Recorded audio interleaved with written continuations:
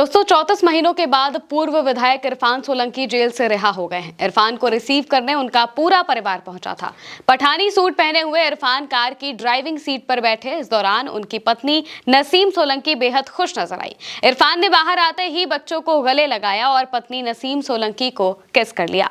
लंबे वक्त से इरफान की रिहाई का संघर्ष चल रहा था। हाल ही में इरफान और उनके भाई रिजवान को गैंगस्टर मामले में जमानत मिली थी। इरफान सोलंकी की विधानसभा सदस्यता भी चली गई थी, जिसके बाद हुए उपचुनाव में उनकी पत्नी नसीम सोलंकी चुनाव जीती थी। इरफान और उनकी पत्नी दोनों ने संकेत दिया है कि 2027 में वो दोनों चुनाव लड़ेंगे और 2029 में लोकसभा चुनाव की भी तैयारी करेंगे। वहीं जेल से बाहर आते ही इरफान पूरे तेवर में भी नजर आए हैं। सुनिए उन्होंने क्या कहा। अल्लाह का बहुत एहसान है, बहुत करम है। अल्लाह का बहुत एहसान है, बहुत करम है। न्याय मिला है मुझे, न्याय की जीत हुई है। ये क्या कहेंगे? न्याय की जीत हुई है, न्याय की जीत हुई है, न्याय की जीत हुई है।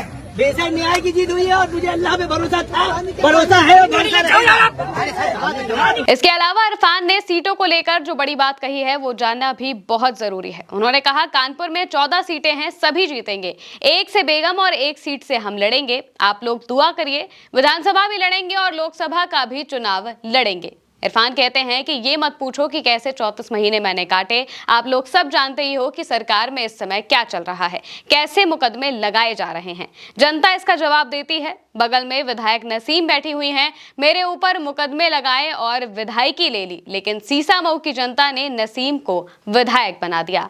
जनता का फैसला सबसे ऊपर होता है। उसके फैसले से बड़े बड़े लोग डर जाते हैं। अब वो बहुत जल्द प्रेस कॉन्फ्रेंस भी करने वाले हैं। आने वाले 2 से 3 दिनों के अंदर ही उन्होंने कहा है कि वो प्रेस कॉन्फ्रेंस करेंगे। वहीं जेल से आने के बाद सबसे पहले इरफान अपना इलाज कराने वाले हैं। इरफान ने कहा, सबसे पहले तो अपना इलाज कराऊंगा। जेल में इलाज नहीं मिलता है, कोई दुश्मन भी कभी जेल ना जाए। मेरी 3 mm की पथरी अब 10 mm की हो गई है।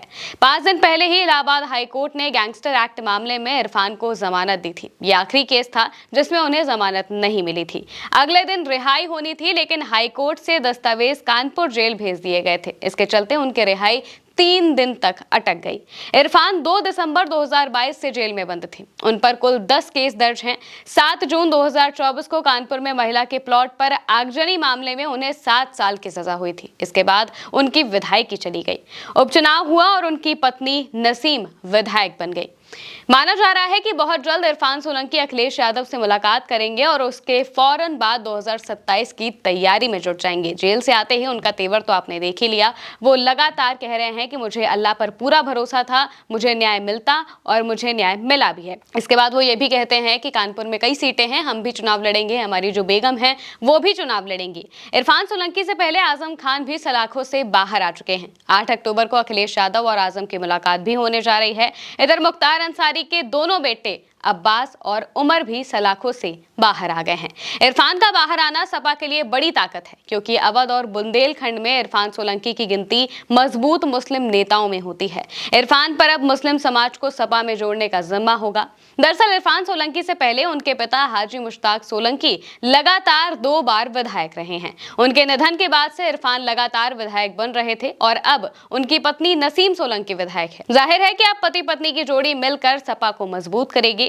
इरफान सोलंकी के बाहर आने से सपा के नेताओं और कार्यकर्ताओं में भी जोश बढ़ गया है। उनका क्रेज तस्वीरों में देखने को ही मिला है कि जैसे ही वो गाड़ी के पास आते हैं तो लोग उन्हें घेर लेते हैं, जो उनके समर्थक है वो उन्हें घेर लेते हैं और इसके बाद रात के 2:30 बजे के आसपास वो कानपुर पहुंचते हैं, अपने घर पहुंचते हैं। लेकिन फिर भी हाईवे पर ही उन्हें समर्थक मिल जाते हैं और वो कार से उतरकर सबसे मिलते हैं, गले लगते हैं और इसके बाद समर्थकों की भीड़ उन पर टूट पड़ती है। इस दौरान जो पुलिस वाले उनके साथ होते हैं वो तक मुस्कुराने लगते हैं।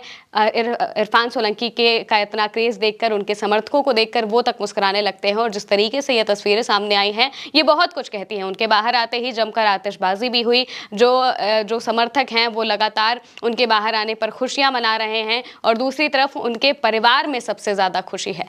इधर उत्तर प्रदेश में पहले पंचायत चुनाव होने हैं और उसके फौरन बाद विधानसभा चुनाव भी होने हैं और इस बीच जब इरफान सोलंकी बाहर आ चुके हैं और समाजवादी पार्टी के और भी कई नेता बाहर आ चुके हैं, दिग्गज नेता बाहर आ चुके हैं, तो इसके बाद समाजवादी पार्टी को और मजबूती मिलेगी। यानी कि इरफान पर जिम्मेदारी बड़ी है। अब देखना होगा कि इरफान और नसीम मिलकर अखिलेश यादव को कितनी मजबूती दे पाते हैं। फिलहाल के लिए इस खबर में मेरे साथ इतना ही। नमस्कार।